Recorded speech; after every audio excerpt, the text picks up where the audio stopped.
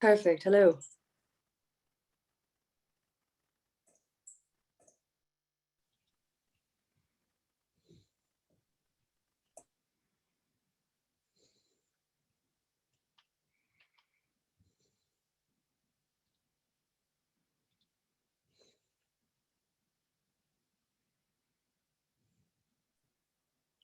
Hi everyone, we're just waiting for a few more participants, and then once we've got the participants in, we'll get started with the presentation.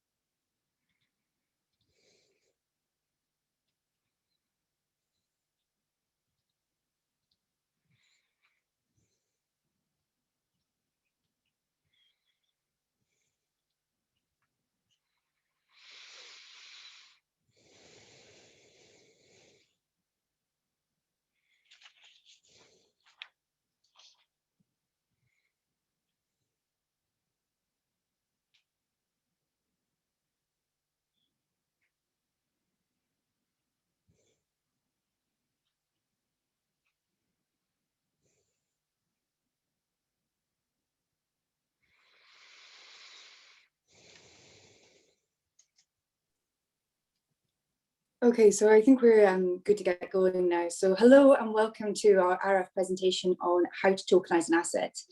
Today we're going to look at tokenization technology and how it can be used within the real estate industry. And this is a follow-on from our previous presentation that we had back in February 2020. So it's been a while since we followed on from this, but we've finally got around to offering a follow-up presentation on tokenization. I'm Vicky Diel, and I work in the real estate product strategy and investment specialist team at Aberdeen Standard Investments. And I have a specific interest in understanding how the real estate industry can use tokenization, whether that's at an asset level or a fund level. I think it will be good to learn, and that's what we're hoping to cover today. So we have 3 presentations lined up. We have Klaus, who will speak first, and he is the CEO at DigiShares, and he's going to cover the tokenization within the real estate industry.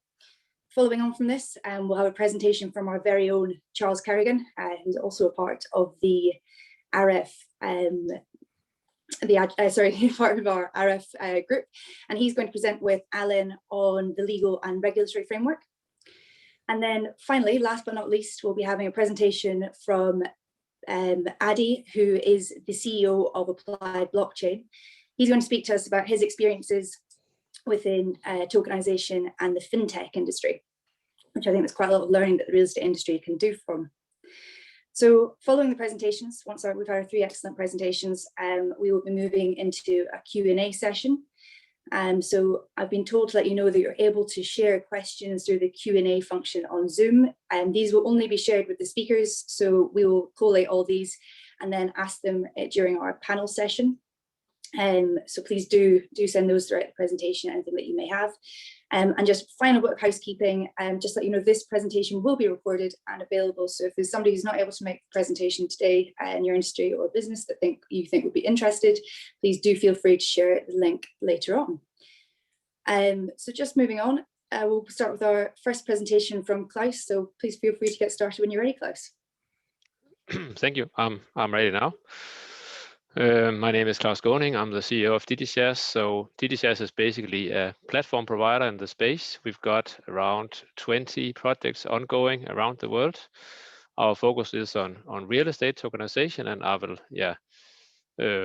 give like a general introduction to the space and also speak about the steps required to undertake a tokenization project. Next slide.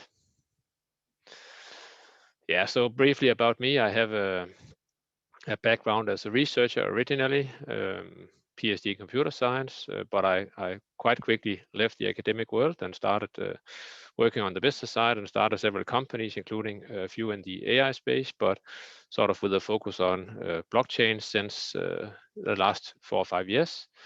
and CEO of TDCS since 2017.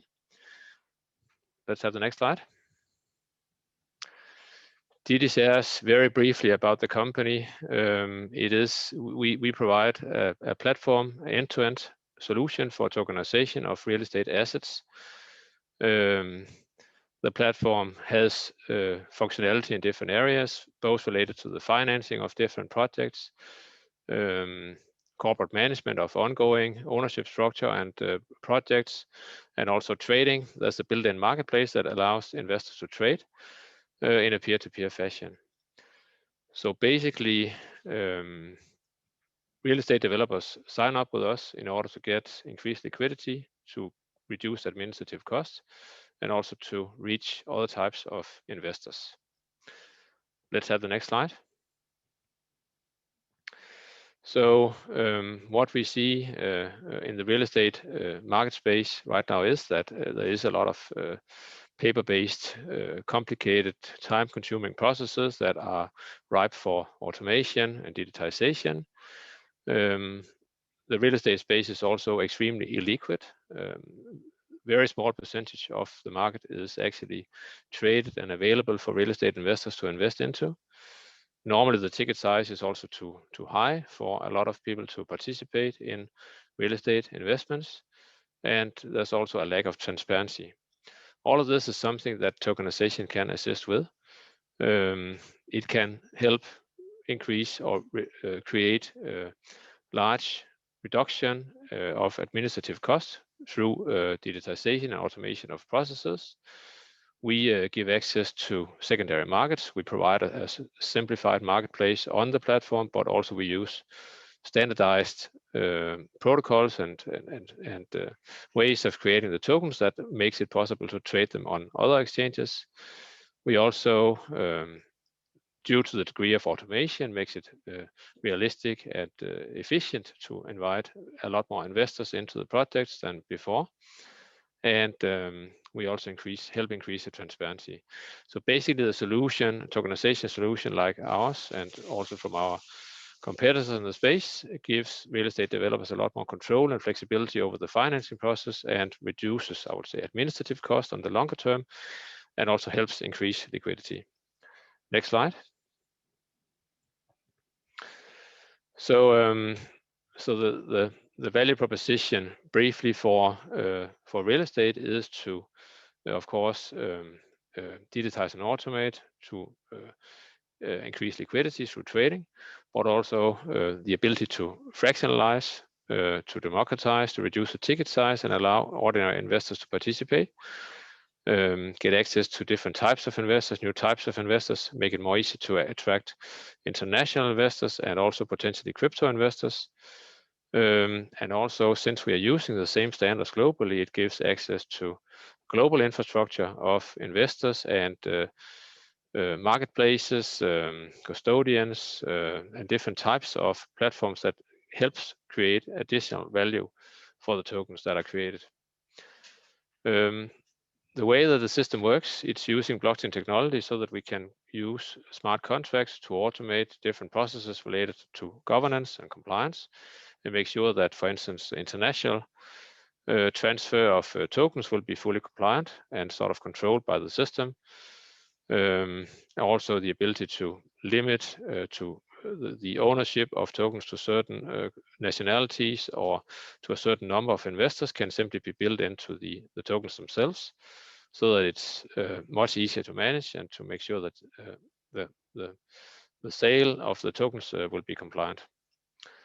There's also a lot of new smart functions coming forward, such as the ability to use real estate-backed tokens as collateral for DeFi lending, so the ability to get access to very competitive loans outside the banks will be a future functionality, and also the ability to trade in a lot of different areas, including some of the new forward-coming crypto exchanges will be opened up to real estate assets as well.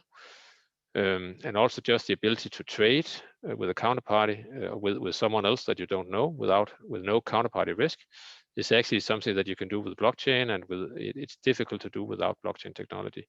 It's called an atomic transfer, and it's the same technology that is used in decentralized exchanges. So overall, I would say a quite large, significant automation, reduction and removal of the human participation in these processes, and a reduction of human errors, and a lot more transparency and traceability. Next slide. There are still a lot of barriers to adoption of the space. There is, I would say, a concern about using crypto and going into the crypto world. There's legal and compliance problems in many countries where the regulation, the legal situation concerning tokenization has not been clarified yet. There's a lot of legal uncertainty in many countries, which I'm sure that Charles will speak into in a few minutes. And there's also a quite high cost on the legal side in many countries. But I would say all of these problems here are getting reduced every month as we speak.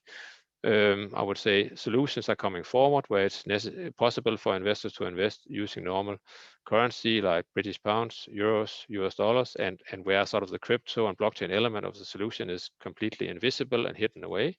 So we get the benefits from the blockchain technology without being forced to be exposed to it. And legal problems and legal uncertainties are also being clarified in many countries, including the UK. So it becomes easier, and it becomes more routine also for lawyers to work in the space, and the legal fees are generally decreasing as we speak. Next slide.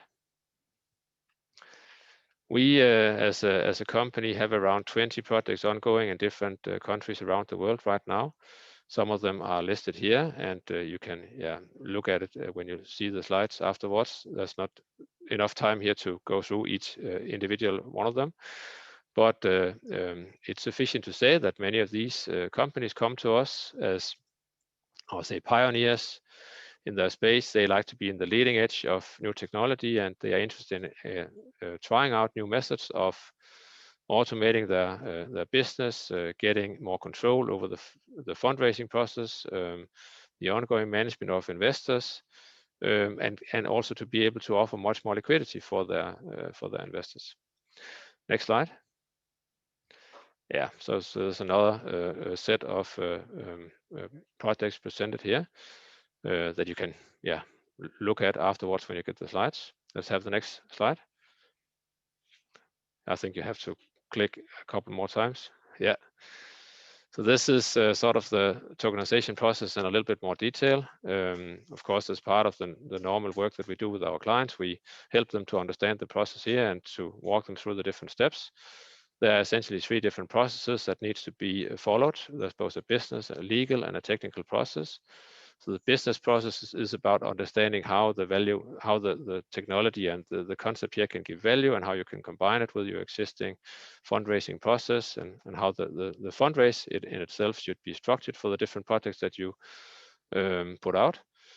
Developing sales materials and marketing the project in itself.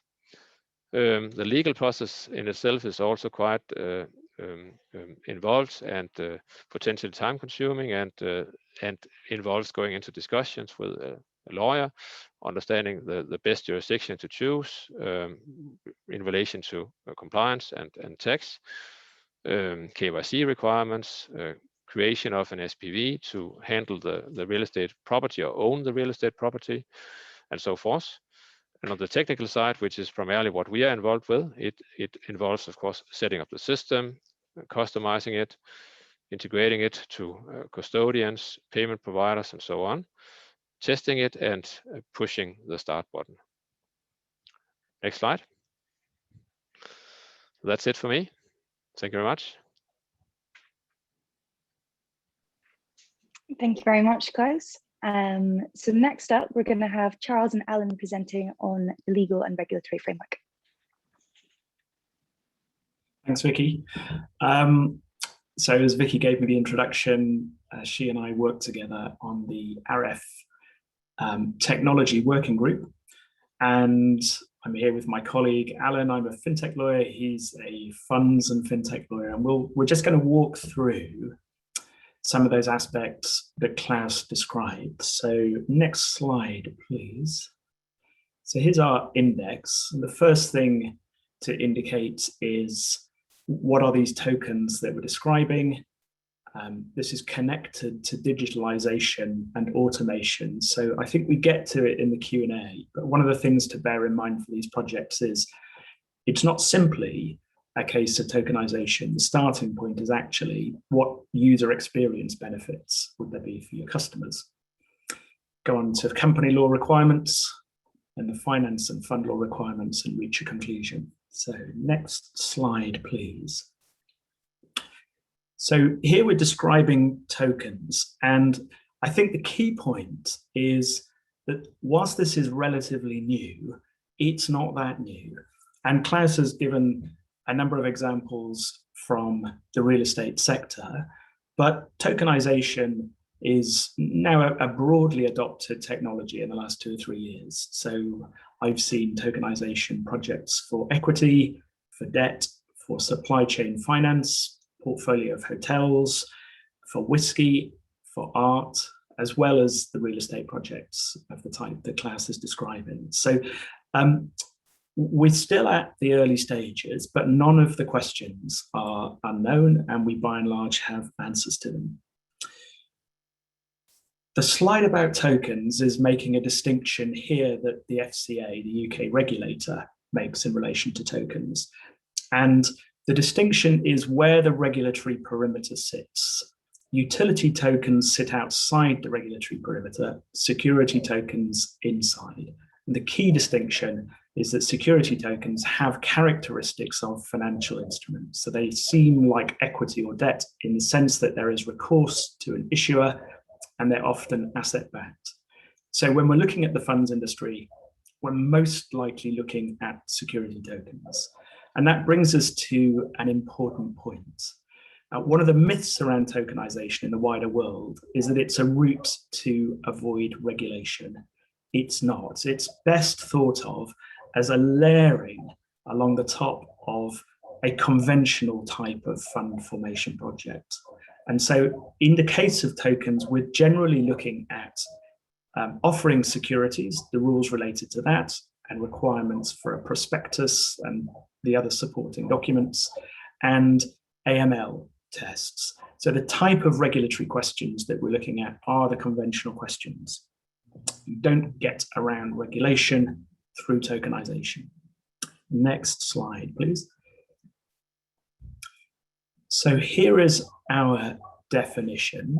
So tokenization has a history coming out of blockchain technologies and references the process of adding a new asset to a blockchain. And the timeline for that is identifying the asset, verifying ownership of the asset, creating a digital representation of that asset that can sit on a platform, onboarding of investors, and that gives rise to the benefits that Klaus describes there in terms of efficiency, we'd say broadly, and also the ability to bring liquidity to private markets. So adding secondary markets that will benefit liquidity. Next slide. So Alan and I are going to walk you through what this looks like, taking as an example equity in an English private limited company. And that may not be the model that is used for a particular project that people tuning in may do, but to demonstrate the fact that the same type of questions arise regardless of the jurisdiction and regardless of the entity that's chosen. We've taken the simplest model, which is an English private company. And of course, the regulatory analysis is required in relation to that, but it may likely not be different because, as we're saying, tokenization doesn't change the regulatory analysis. It adds a layer of technology with user benefits on top of it. And also there's tax analysis alongside. Next slide, please. So The issue that we come up against in English company law is that the Companies Act is prescriptive in relation to certain matters that are inconsistent with a digitalized asset. When we make a digital representation of a share, there are some aspects of the Companies Act that don't quite fit. And a couple that we pick out here. So relating to the register of members, we can see that ultimately when we do the analysis, how does tokenization fit with the Companies Act requirements, that an immutable blockchain not controllable by the issuer will fail the test of the requirement that it can be rectified pursuant to a court order. So we got a blocker there potentially in relation to digitalization. The transfer of shares, we run into an issue relating to stamp duty, that because we're talking here about a database and there is a competing database at the stamp office, in other words, the receipt and stamping of stock transfer forms, again, we have an issue there in relation to how this takes place. Next slide tells us how we have over the last few years solved this issue, and it will be very familiar to, I think, anybody tuning in. So anybody who's worked in the UK real estate markets will be familiar with the split between legal and beneficial title and the use of nominee companies to enable operational efficiencies of the type that we're talking about here, but that have been around for decades and decades. So a nominee company means that legal title to the digitalized tokenized shares does not change. And what we're trading is the beneficial title. So we get the benefit of digitalization with equity in an English company without falling foul of the rules that the Companies Act is setting prescriptively in that legislation. The platform is referencing the trading of those beneficial interests under English law currently. Next slide, please.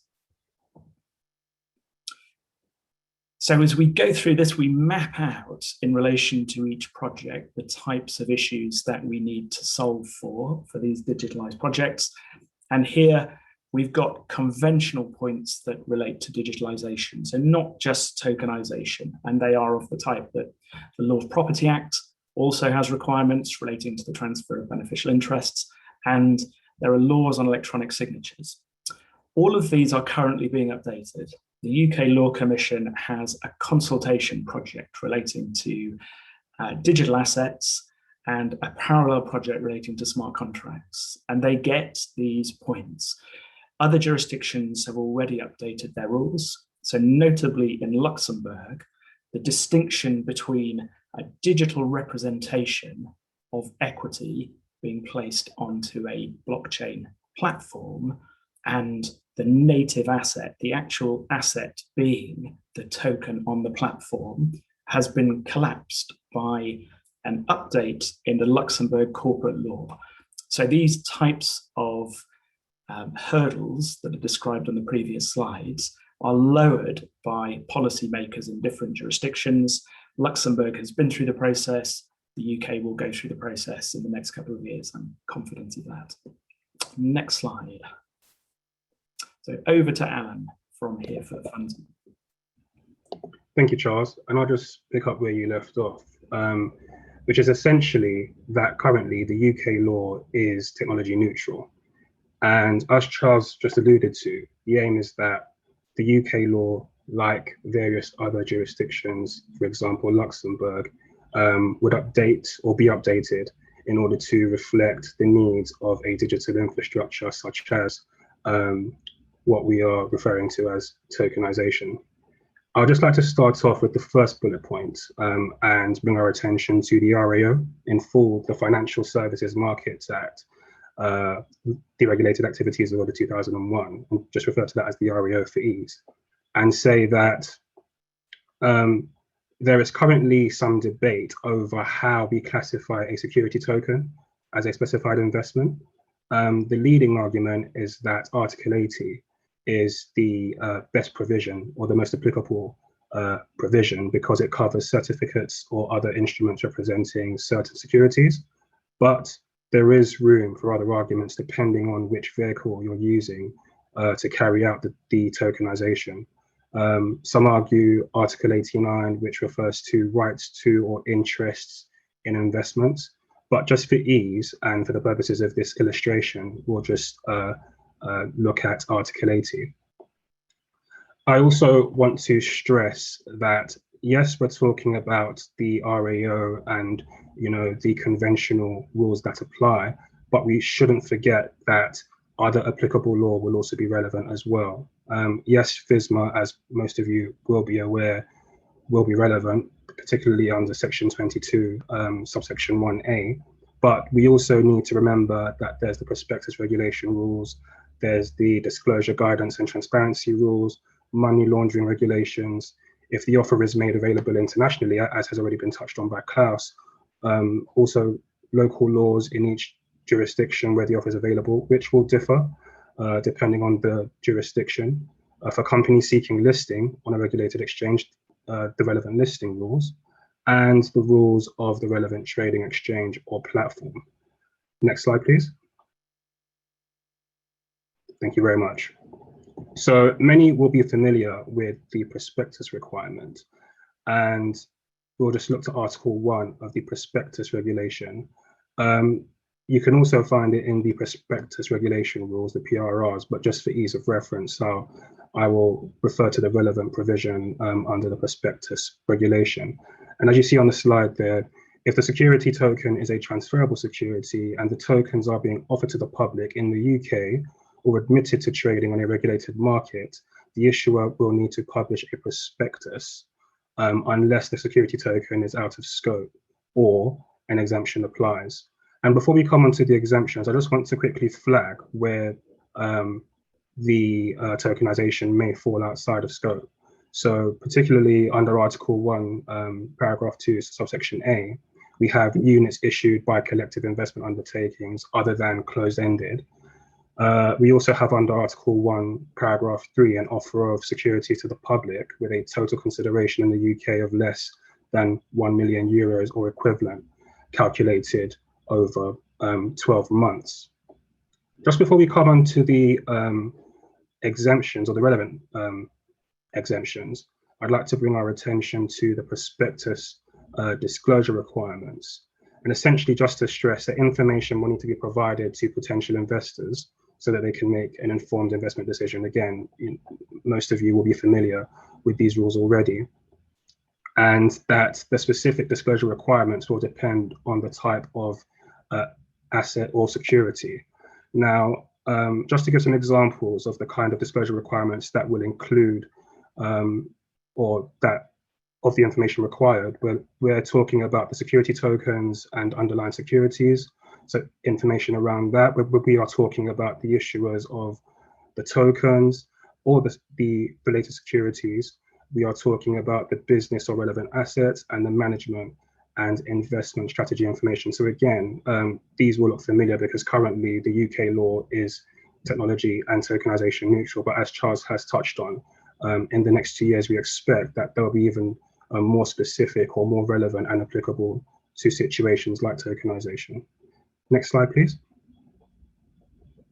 Thank you very much.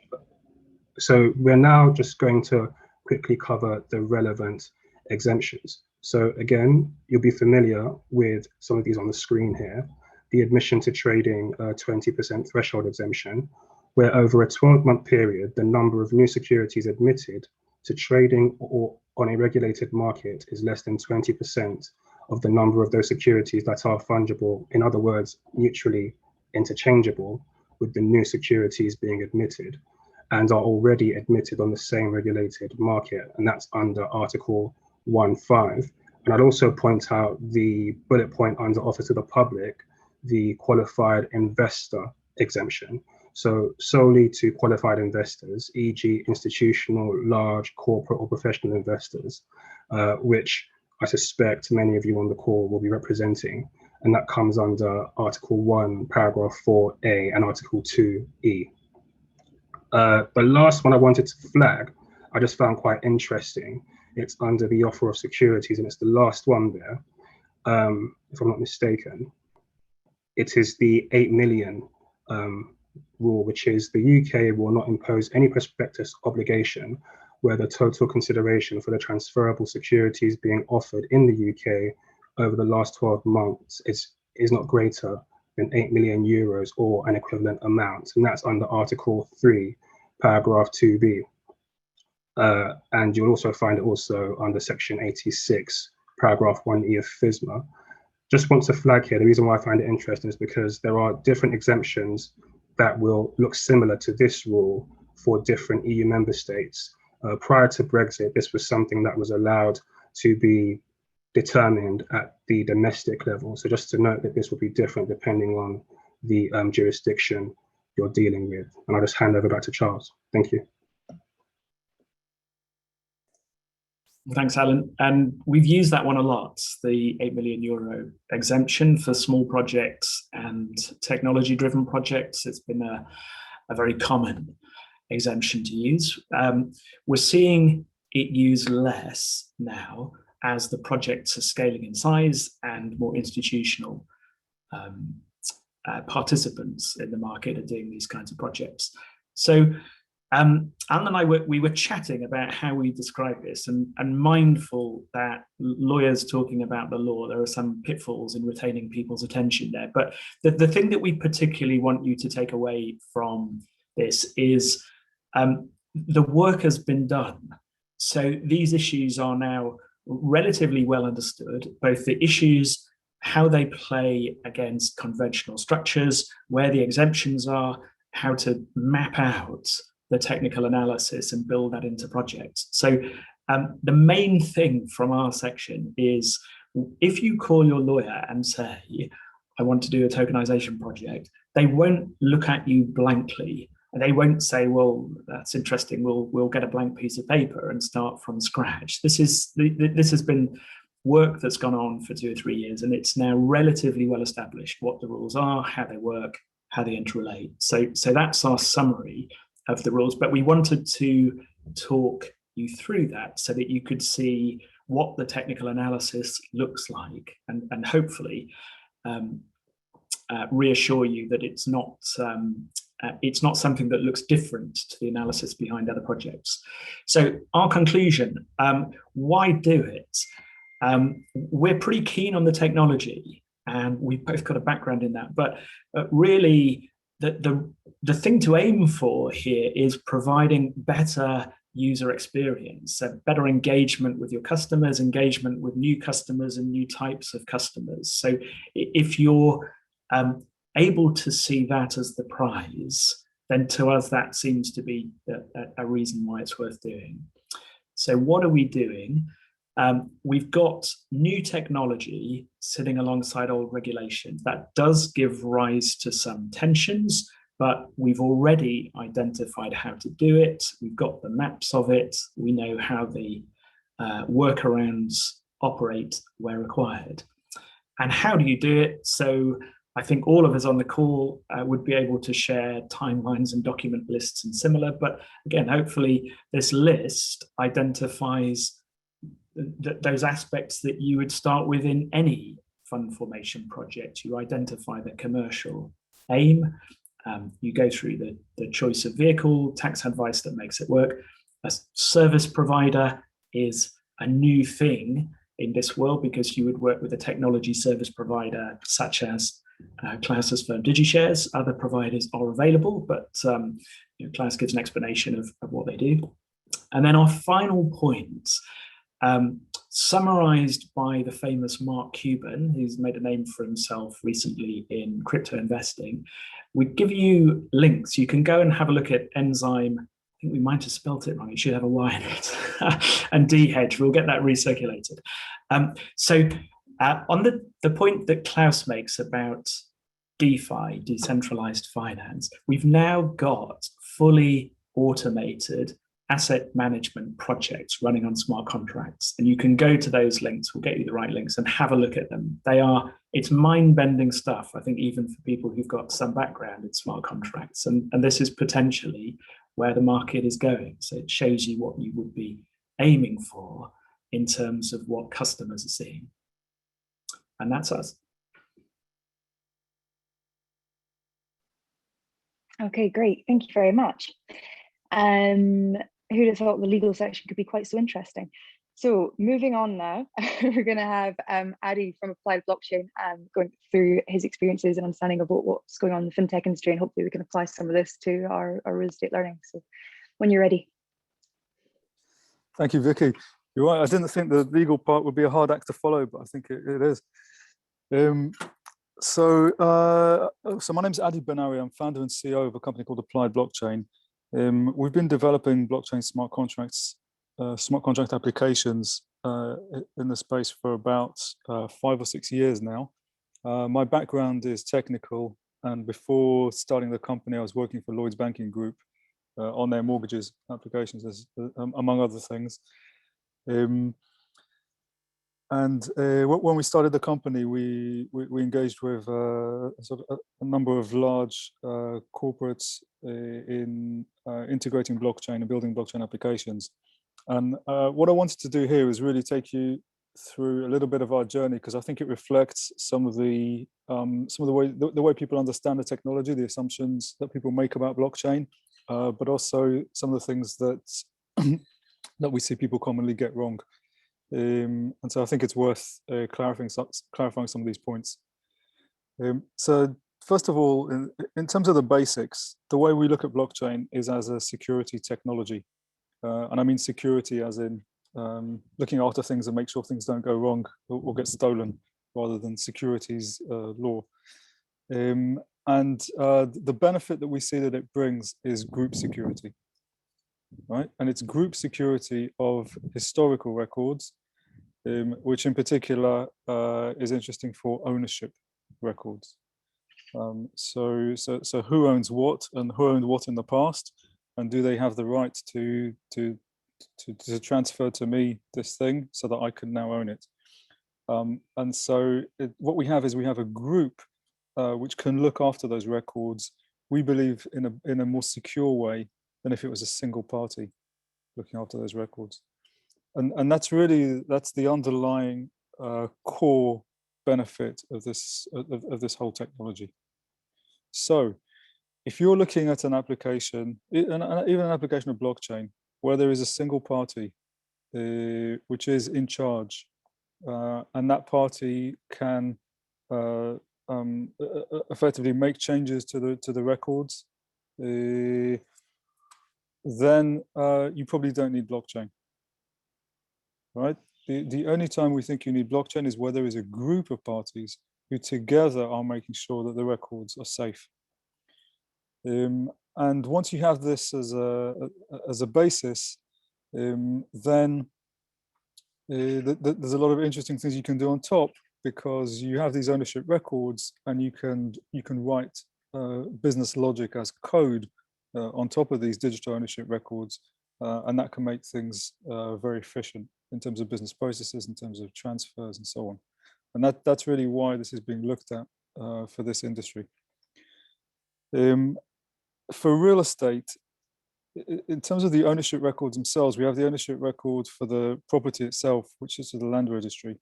And the land registry has been undertaking some initial pilots, which have been publicized, looking to digitize these ownership records in a way that they could be stored on a blockchain. The second way of looking at this is funds, which is obviously what we're discussing here. And then it is up to the fund how those records are held, obviously within the law and within the regulation, as we just heard earlier. So that's really where we have more flexibility. I guess the other thing to note is that when I said earlier that it's really about group security, it's also about group interaction. Because again, we've seen many blockchain implementations which are set up as quite closed. They're closed environments, they're closed exchanges, and that's because they want to ensure that they're compliant with the regulation and that all the rules are enforced by a party that can report and abide by the regulation. However, the benefit of the technology really comes when things open up. So what we see in things like decentralized finance, DeFi was mentioned earlier, is we've seen an explosion in activity on the public blockchains. And these are, if you've heard about them, Bitcoin, of course, and Ethereum. Much more so Ethereum, because on the Ethereum chain you can code, you can add these smart contracts, which are the coded business logic on how these tokens can move, and you can have different applications that talk to each other. As an example of what we're seeing in other industries and what we've been involved in, we now have artwork, for example, and different types of collectible items, which are being digitized in this way. So there's a marketplace where you can buy and sell the digital artwork, and you can trade it with others. But beyond the marketplace that's set up, you can take this artwork, first of all, to other marketplaces, and it's all compatible and interoperable through the same blockchain network. And you can take your artwork, once it's been bought and sold and has some value associated with it, which is even recorded on this blockchain from the previous transactions, you can take that to a decentralized finance application, which can then take that digital artwork as collateral and release funds to you on that basis. And this is all fully automated through these digital contracts. So this joining up of different applications that are being deployed by different people for completely different reasons in completely different markets, because this is all digital and open, you can just plug these things together and take something from over here and send it over there. And that's only really possible on these public open blockchain networks. And of course, they come with the cryptocurrencies as well, which is where a lot of the complexity and regulation and so on come in as well. So this is a general direction that we're seeing. We're seeing projects move much more towards public blockchains as opposed to private and closed and controlled ones. And we're seeing tokens and applications which are much more interoperable than they were before. I think these are the main points I wanted to make. I hope that's useful.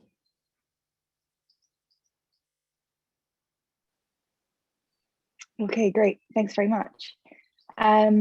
We're now just going to move on to our Q&A section, and we've got just over 50 minutes left.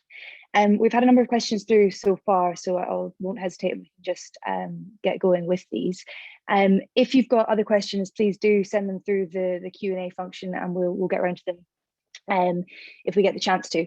So the first question that we've had is, what does the blockchain give us that we can't get from digitalizing our current process? I'll pass this one first off to Adi, given your experience, and then if any of the other speakers want to add to this, please do feel free.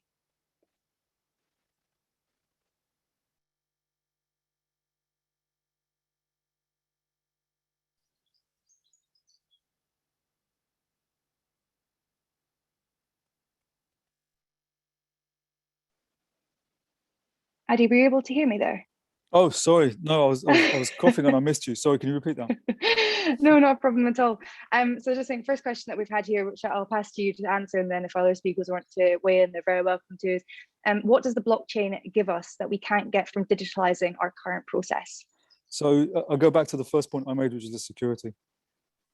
Where you've got assets there that are being stored by one party in a single place, then there is a security vulnerability there.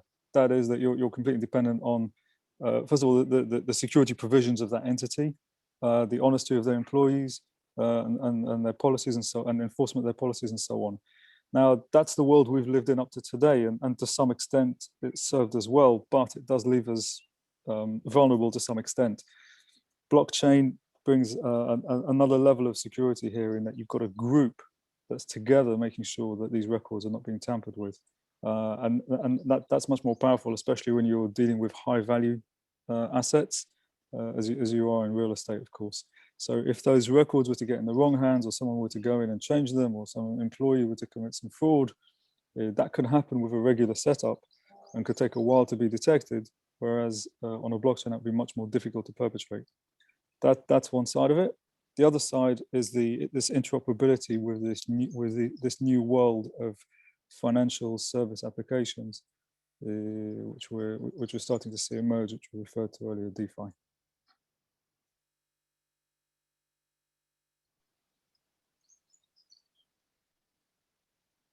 Okay. Thank you, Adi. Klaus, Charles, or Alan, have you got anything you'd like to add to that? Yeah, I can add just a few words. I agree also with Adi that the main point is really the interoperability. So you can get pretty much the same benefit out of normal digitization if you have a siloed application, so a closed application where all the projects are presented and the investors can invest and so on. Gives you some of the processes, right? But it doesn't give you the ability to connect to all the other players in the ecosystem.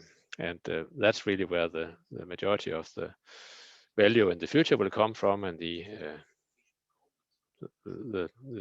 major part of the innovation. Yeah, I'd say exactly what they're saying. So from experience, I think you get benefits from a digitalized process. Obviously, taking manual and paper-based aspects out of these platform processes are a benefit initially. There are additional benefits from tokenization that doesn't need to use a blockchain. It's an extension of digitalization, with apologies for all the izations.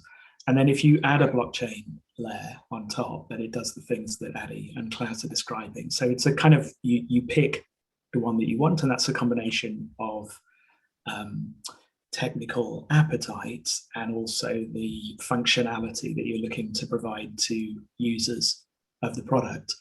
We do see people who are jumping right to the end and saying they want to do a blockchain product because they think that the market profile is going to be beneficial as well. So there are like lots of innovations. There's a bunch of trade-offs, and you kind of work your way through the trade-offs. I think we're all on LinkedIn, and in particular, people should get in touch with Klaus and Adi because they're good at the commercial trade-offs, and they will kind of dig in and say, what are you actually trying to do? And then people who do what they do can tell you the best way of doing it. So you're not, you're only adding the efficient bits. You're not doing things that you don't need to do for the commercial end. And just following on from that, how important is it so if you've got investment managers that start wanting to use this technology, how important is it for those investment managers to fully understand this technology? I'll have a guess. I think for Adi, because he does this for a living. So I think I'd say in the same way as any onboarding of an IT vendor or IT supplier, you would have questions about the robustness, the security, all the things that my regulator now talks about in operational resilience, using that umbrella term. So I think it is like that.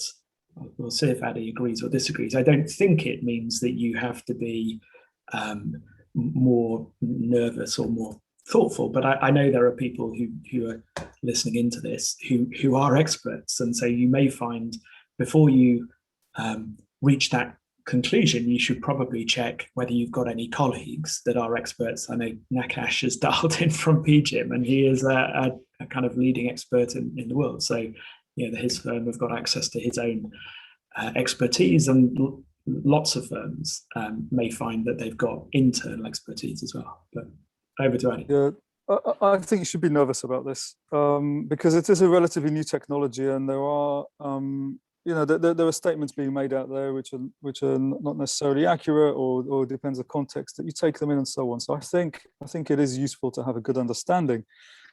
Take for example the security that I talked about. It's only security of the historical activities in the ledger. It's not access to the data itself. It's also not the actual custody of the assets. Custody of the assets sit with what we call private keys, and there are different models for who handles those, who they sit with, and therefore who has control of your assets, and how they can be moved, provisioned, or stolen, right? So I think this does require. This is a different model. It's a different paradigm. It's not just a bit of IT. It reaches a bit further than that. And so I think to engage with this, unless you really are taking a completely off-the-shelf solution from a vendor that you absolutely trust, if you are piecing together something, or you want to do some due diligence on a type of solution, then I would suggest getting some expert advice, because it's not that straightforward, and it is relatively new. So I think there are still some misconceptions and pitfalls. Okay, thank you. Another question we've had in is, and I think we'll send this one on Klaus's way. It's, what are the practical uses for tokenization within real estate? You covered a little bit of this in your presentation, but I wonder if you want to add more. Yeah, so it ties into the same question with digitization. So a lot of it is just the ability to digitize and automate processes, which I think you can also do with other technologies, but you also get it with tokenization. You get the ability to automate a bit more, because you can use smart contracts to automate processes related to purchasing of the actual securities and trading of the actual securities, using smart contracts to sort of remove the counterparty risk when you trade. So you get a bit more automation that you would otherwise get. And then I'd say you get the ability to get your own marketplace where investors can trade. And you also get the access to the entire ecosystem, which in the future will give you access to hopefully inexpensive DeFi loans, and also a lot more liquidity. Access to trading exchanges where some of them will be focused on real estate, and where a lot of liquidity will be available. Yeah. Okay, thank you. Charles, we've had a very specific question in for you here, which is, in your opinion, which countries provide the most competitive legal and regulatory framework for blockchain and tokenization? So I'm a lawyer, so we'll assume that I've already said it depends. The question is somewhat dependent on the type of project that you're doing. So a crypto project, we might give a different answer. I think the offshore jurisdictions that do this fund formation work are on their toes in relation to this. They recognize that this is a market opportunity for them, and they can see that this is the business that they facilitate coming through. So Luxembourg is entirely familiar with this as a European jurisdiction. Switzerland is familiar with it because there's been a lot of crypto fund formation there.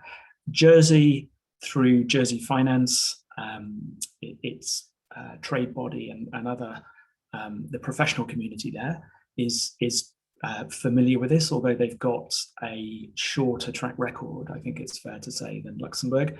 And Cayman and BVI have both done a fair bit of this work. I think Cayman slightly more than BVI. So any of those, I think, would be familiar jurisdictions to the people listening in on the call. And that would be, from mine and Alan's perspective, I think that the key point that we're trying to get across, that if you are talking to your usual advisors, this wouldn't be unfamiliar to them, and they can walk you through it. When I said it depends, the distinction is, in the funds world, I think people are generally trying to replicate more or less conventional forms. In the crypto and DeFi world, people are trying to do the opposite. They're trying to drive innovation, and therefore we've got other jurisdictions that can be easier to operate because they're a bit smaller and therefore quicker to approve things. People may have heard of Malta and Gibraltar being strong contenders for this. I think that's true, certainly in crypto. So the short answer is, talk to the jurisdiction that you would normally talk to, because they would be able to manage this. And I can pick up, there's another question I see from Ben around how the rules work relating to syndication. And the practical point on that is we're not confident enough yet to do these transactions as part of an acquisition.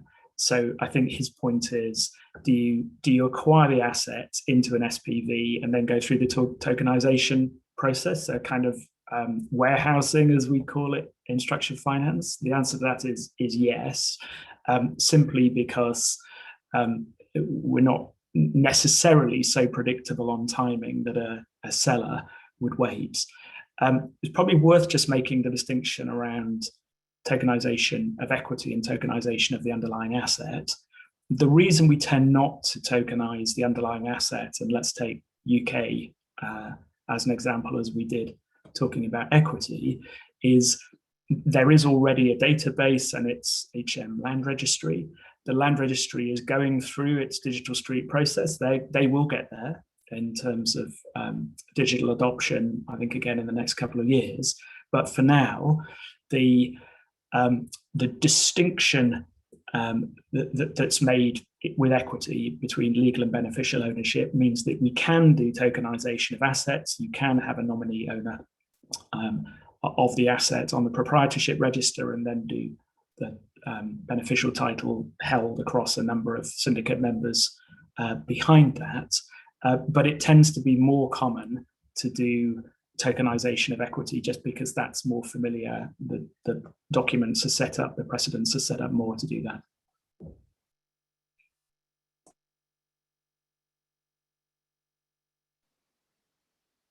Thank you. Another question we have is, how will this technology affect high net worth clients and even DC clients that want to access unlisted real estate in the future? I don't know who would be best to pick this up. Maybe That might be Klaus, because I think that all of his clients on those projects that he's got in his slides, well, not all of them, but I suspect a number of them came to those projects with exactly that aim commercially behind them. Yeah, it's a good question. I think that actually the effect will be more on the retail investor side, making it easier for them to get access to real estate assets and diversify their portfolio into this field. I think on the high net worth individual side, of course, maybe they'll be able to spread their investments over more real estate projects in the future compared to now, and certainly it will get a lot more liquid for them, so they'll be able to much more easily liquidate their positions in different projects with lower cost. So, yeah. And I think for both sides of that market, it's a benefit to the secondary market. I think the most recent statistic I saw is the secondary market for private equity funds is 85 billion, I think, dollar markets, and that's from a position where 10 years ago it was relatively unusual and very bespoke to do LP transfers in private equity funds. This is part of that general trend towards increased liquidity. It's where that phrase democratization comes from around these assets. So Klaus is describing it in terms of reaching retail investors, but also it will drive liquidity around secondary markets and all of the benefits that liquidity brings to private markets that develop secondary markets in terms of price discovery and all of those commercial benefits as well. Charles, I agree. I mean, I think the secondary market and that liquidity is sort of far the main benefit here. I've got a question about the tokens, though. I mean, how are they treated in the secondary market, and are there further restrictions there, or can they be traded anyway? So that's part of the analysis that Alan's describing there. So the reason for going through the conventional fund analysis and establishing a project is to enable the trading of these assets in the secondary market. So there are choices to be made around the level of trading that's required. Less trading makes it easier to get inside one of the exemptions. More trading means you're more likely to require a prospectus and have to go down that offer of securities to the public. So again, I'll let him come in. Actually, I'm speaking for him. So I think it's an example of the technology is an enabler, but it's a layer on top of the existing rules. So whatever you could do before. So before he comes in, I mean, this is where the friction is really from our perspective, because if we look at the DeFi markets, they've gone from being worth almost nothing to 100 billion in about 12 months, right? And this is because anyone in the world can just pour into this thing transfer their crypto, and there are no restrictions. And that's brought this tremendous growth, tremendous liquidity, tremendous innovation, and we're seeing the mechanics of all of this working. Of course, as soon as you start, blocking those people or severely restricting access to those larger numbers, there goes the liquidity, right? So if I had £1 for every person that's got in touch with us saying that they want to access this liquidity in the crypto markets, issue a token, and then unfortunately want it to be asset backed and use it in a business, not as a kind of ICO style utility token where it's a credit for a technology project, I could launch my own fund. Those pounds should be your liquidity, right? Exactly. So we're still, the regulators are struggling with DeFi for the reasons that you've described about the speed that it's scaling. They are pretty attentive to it. At the moment, we just have the on-off ramp where people are coming in and out through fiat and the AML tests around that. Any projects that we're involved in get KYC'd. I think we're in the traditional regulated markets, and I think anybody who is has to go through their usual onboarding processes to be able to work on these projects. But I think the regulatory view of the Ethereum project and smart contracts means that the regulators are trying to find a way of engaging with it. I couldn't tell you what it's going to be yet, but we can see that this is on their radar. But on that basis, sorry, go on. We are running out of time slightly, Eddie, so we're going to have to close it here. But if you want to make your final remarks, and then we can close off. If I could just come in, since I think there was a question posed to me. I think it depends, first of all, on the jurisdiction, number one, and without just trying to avoid the answer, I think it also we would also need to bear in mind that tokenization, yes, there are benefits in terms of liquidity and democratization, but tokenization is not a way of avoiding the regulation. And that would be my position at the moment. I think, as Charles alluded to, we're yet to see how the UK plays out. And I think in the next year or 18 months, hopefully the review will provide a bit more clarity on questions like this. But the general position would be that tokenization wouldn't be a way to avoid the regulation, and it would vary according to the jurisdiction that we're working in. Hopefully that helps. Time for me to add a few comments. Oh, okay, yeah, sure. There's actually a single UK-based exchange starting up called Archax, where it will be possible to trade security-based or real estate-backed tokens in the future. But it's a highly regulated market, as Charles is also saying. So they have obtained an MTS license, and it has taken a long time for them. So as opposed to what we see in the DeFi ecosystem, it's a regulated exchange with KYC and sort of a lot of friction built in. So not the solution to get the same kind of liquidity, I don't think. But there are also a lot of initiatives of trying to sort of somehow build DeFi trading facilities and so on with whitelisting built in, so that the KYC restrictions are followed, and so that it can be in principle compliant. Yeah. Okay, I think we're gonna have to close it there because I'm being told that we've run out of time, unfortunately. But that has been a really interesting discussion. I'd like to thank all of our speakers today for attending. We've got a couple of questions which we haven't yet answered, but we will discuss these as a group and try to come back to you offline on those questions. But I'd like to thank everyone for attending today, thank our speakers again, and I hope you all have a lovely day. Thanks ever so much.